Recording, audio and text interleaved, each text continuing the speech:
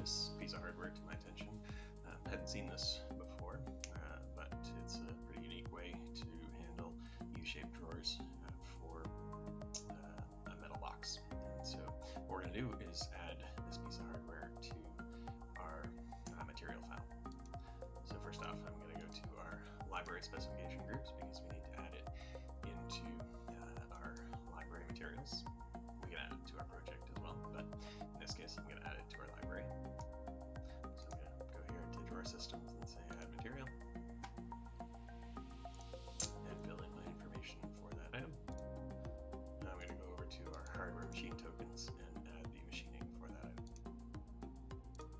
So based on this drawing for the hardware item, I've gone ahead and added the vector location. So I'm using the vectors function with the point function, and I always tend to add router lead when I'm coming into those parts to control that. And so our first point is going to be negative router lead in X, and in Y we've got our 160 divided by 2. I'm using the m2u function to convert the metric 160 into our current units.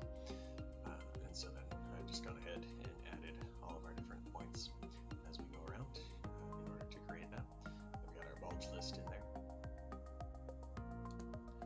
For my options, I've set it so that the first parameter is a lead in and the last parameter is a lead out. Set our tool number to our default routing tool, specified our compensation and our hardware depth. Now we don't need a drawing for this item in order for it to include that machining, but for the sake of the drawing, I'm going to go ahead and draw that up. This isn't something that I could find a drawing for from the manufacturer, so I'm just going to go ahead and draw it from scratch. If there was a 3D drawing available, I could just adjust it to match the location orientation of what I've got, and then I could use that. So to do that, I'm going to go ahead and create a new drawing. Say new drawing. And I'm just going to use no template metric. And then I'm going to make this universal, so I'm going to draw it in metric and make it available for all units. And so I'm just going to go to drawing utilities, drawing properties, and add a custom property called MV units.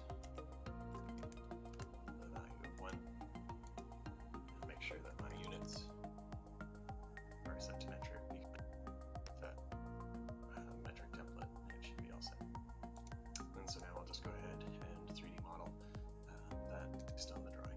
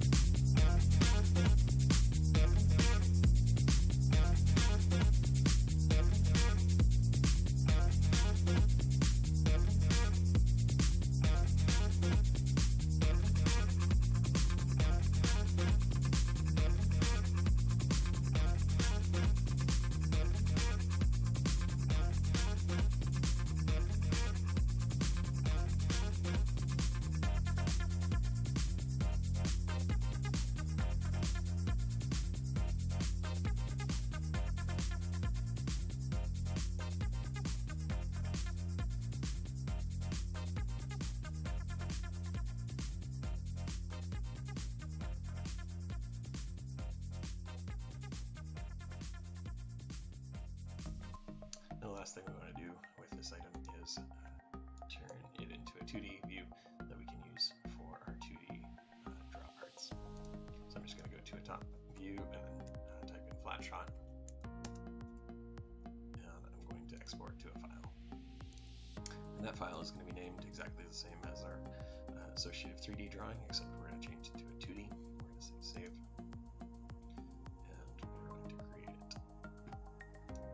Now, because we're making this a universal block, we want to make sure we open that up and add the MB units parameter there too. So we can just go into our drawing properties,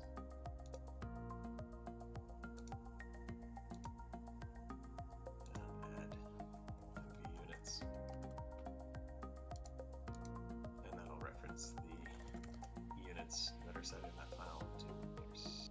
So now that I've got my 3D model done, I'm going to go over to my project and replace my hardware item here.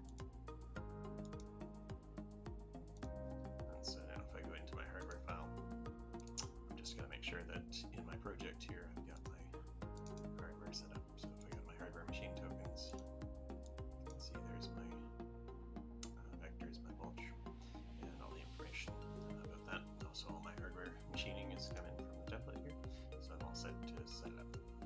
And the quickest way to add that hardware item, if I have a 2D drawing for it, is to just draw the part in 2D. And so if I go to my 2D machining tools and hardware, I created a 2D drawing for that item. So if I find it in the list,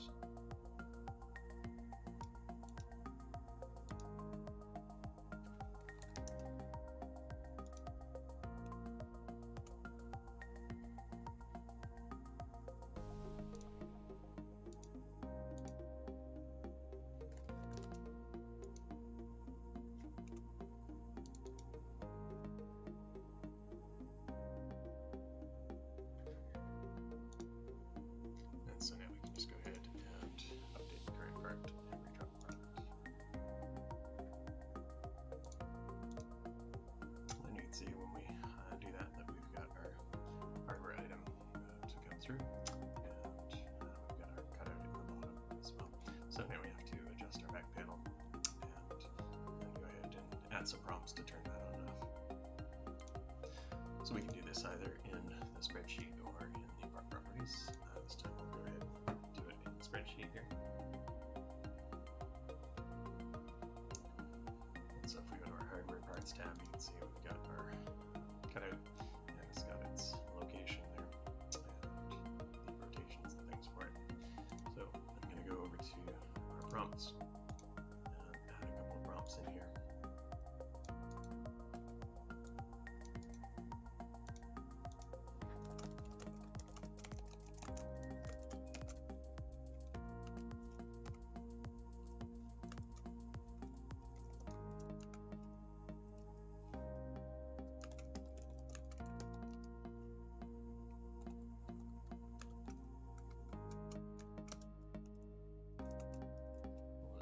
An invisible prompt that we can use to calculate our backs, and then we'll just say by default this is width divided by 2, and we'll make this one a checkbox so that we can add that in, and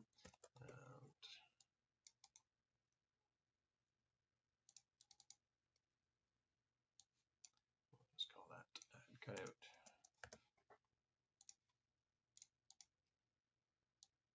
And we'll go ahead and define those.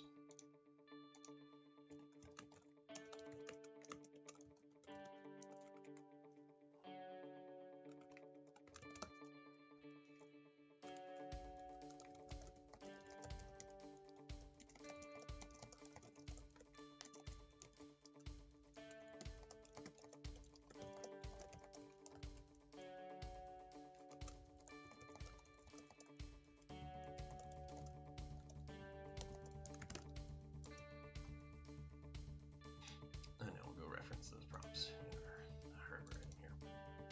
So we can say equals name.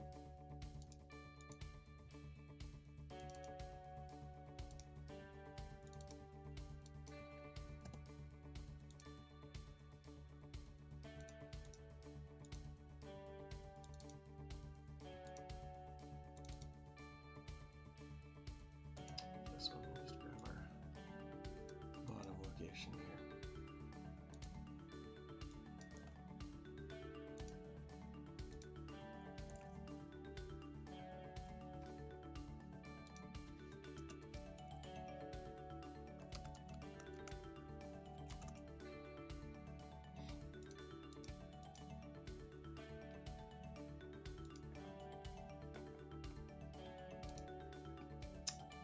Set it back to the project. So all we did was adjust that.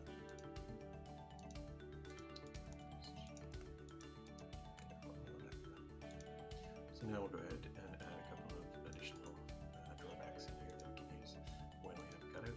So I'm just going to copy and paste my drawback. So my formula for here.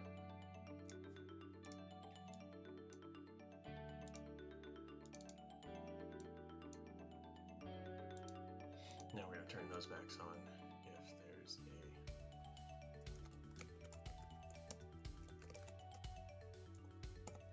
cutout, and turn off the other one.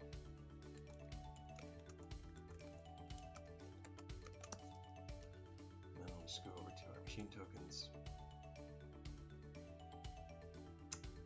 and turn off the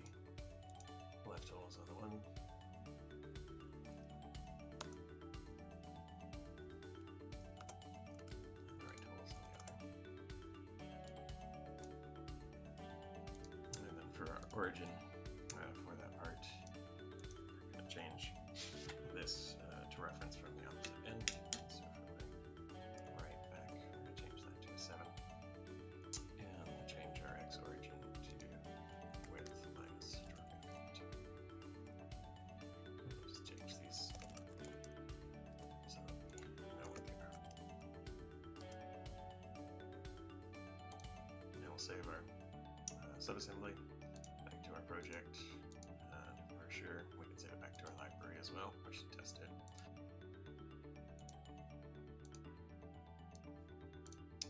So now we've got our cutout hardware in that item, and with our subassembly prompts, we can go to our show subassembly prompts and turn off the add cutout.